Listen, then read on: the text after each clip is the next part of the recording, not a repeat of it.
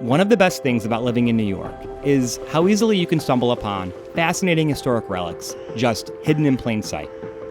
So today we're stopping to examine something that I walk by pretty much every day. A once vital piece of our city's infrastructure that still serves a purpose. These are the New York Fire Department Callboxes, which we're going to 3D scan and learn a few facts about.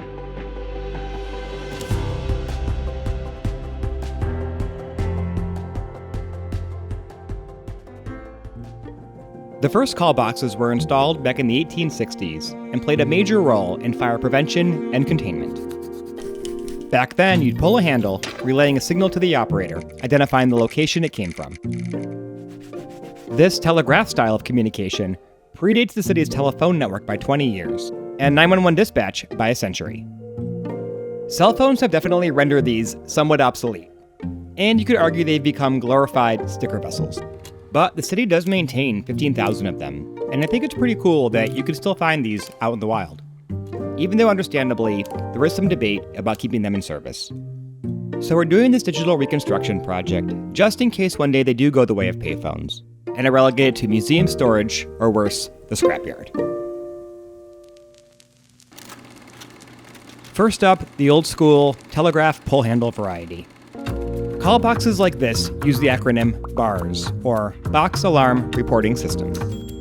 These are pretty rare, and I really had to dig through some old records to find the handful of BARS-type boxes that still exist. You can find them on street corners in the outer boroughs, and apparently in the middle of a field at Jacob Riis Park. Conveniently, I found two that were pretty close to each other, of different varieties.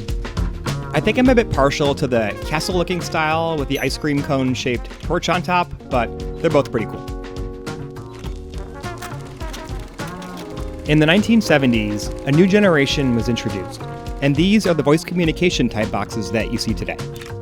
They're classified as ERS, or Emergency Reporting System, and have buttons that engage an operator. The structures themselves haven't actually been replaced, just upgraded with new internal components. So these Gilded Age-looking boxes are still super easy to find, and if necessary, interact with. 911, what's your emergency?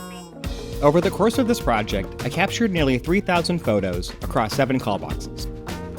Stitching all this together takes a bit of time, but honestly it's pretty rewarding, and sort of reminds me of developing film, where you run the process through several stages and then wait and see what comes out.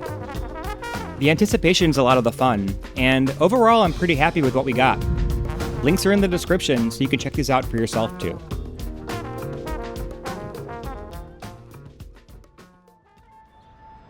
For a city that seems to be in constant development, New York does an impressive job of keeping its history alive between its skyscrapers and storefronts. The FDNY callboxes are just another example of something historically significant that remains publicly accessible. They might not be around forever, but I'm glad to say I lived here when they were. For more info, head over to the video description, where I've included some additional links, including a great Untapped New York article, which features a much deeper dive into the history of these historic objects. Thanks for watching, enjoy the scans, and I'll see you next time.